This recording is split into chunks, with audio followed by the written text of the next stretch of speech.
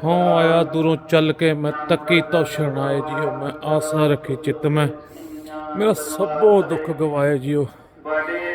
ਤੇ ਅੰਮ੍ਰਿਤ ਵੇਲਾ ਹੋ ਚੁੱਕਿਆ ਤੇ ਆਪਾਂ ਗੁਰੂ ਘਰ ਪਹੁੰਚ ਚੁੱਕੇ ਹਾਂ ਤੇ ਕੋਟਾਨ ਕੋਟ ਸ਼ੁਕਰ ਕਰਦੇ ਹਾਂ ਉਸ ਪਰਮਾਤਮਾ ਵਾਹਿਗੁਰੂ ਜੀ ਦਾ ਜਿਸ ਨੇ ਇੱਕ ਦਿਨ ਲਈ ਹੋਰ ਸਵਾਸਾ ਰੂਪੀ ਪੂੰਜੀ ਬਖਸ਼ੀ ਹੈ ਤੇ ਅੰਮ੍ਰਿਤ ਵੇਲੇ ਉੱਠਣ ਦੇ ਬਲ ਉਦਮ ਬਖਸ਼ੇ ਨੇ।